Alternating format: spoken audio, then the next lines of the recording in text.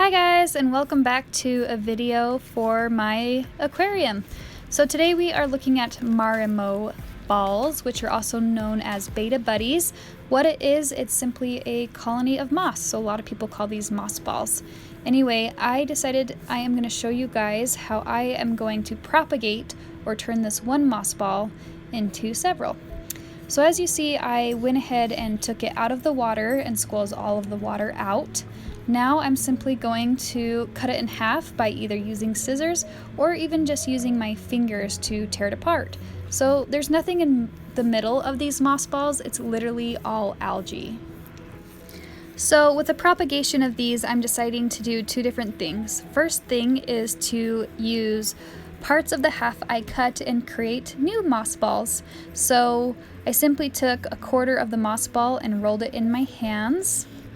And when you do this and put it into your tank, it'll actually grow into a larger ball. It does take a long time to grow, but it just depends on the water chemistry and balances in your tank. So the next thing I'm going to show you is just how easily this moss rips apart. And you don't have to just use moss balls as balls in your tank. So what I did here is I just took some of the smaller pieces and I actually continued to rip it up into small chunks. And what I did was take this moss and shove it into some of the cracks and crevices in the driftwood in my tank.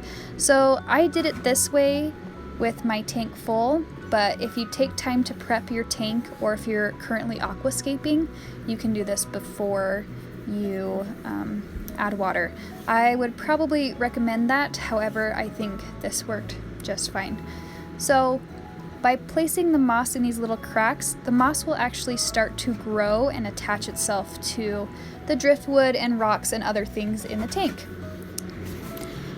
So there are a lot of different reasons why you can put this moss in your tank. Some of the reasons I did was to break up the vibrant colors and add something a little bit darker. It can also be great food for shrimp and snails. So I do have some cherry shrimp in my tank. The moss will help collect particles that they can eat. So that's that for propagating moss balls. Thanks again for watching.